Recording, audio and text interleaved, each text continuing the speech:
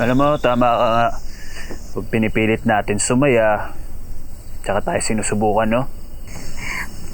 This time magkakampi tayo, di ba?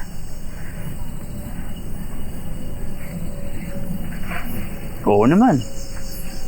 Nagkakampi tayo. Pero, alis ka, di ba? Nangyari na to sa Cebu eh. Di ba ang sabi mo, huwag natin ipilit yung mga bagay na gusto natin. Hayaan natin na tadhana yung magdikta ng lahat. Ano ba pinagsasabi mo, babe? Alam mo, wala tayo sa tamang oras o lugar para sabihin mo na, pag tayo, tayo. Ha? Hindi yun yun. Babe, like I said, ayoko mawala ka. Gusto ko kasama kita.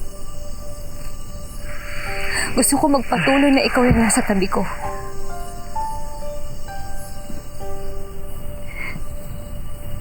Pero babe, kasi natatakot ako eh.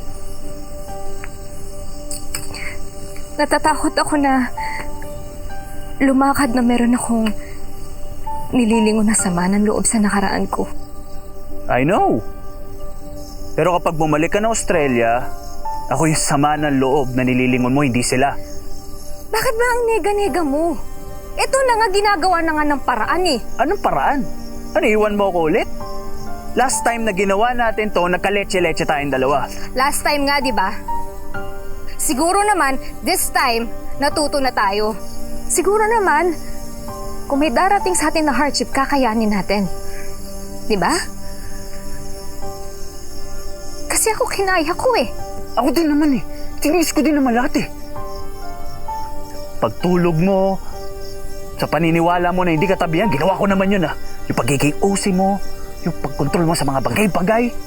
Ha? Umuwi yung mama mo. Umalis ako kahit wala akong titirahan. Ang dami ko din naman tiniis, tas nilunok dito sa relasyon na to ah.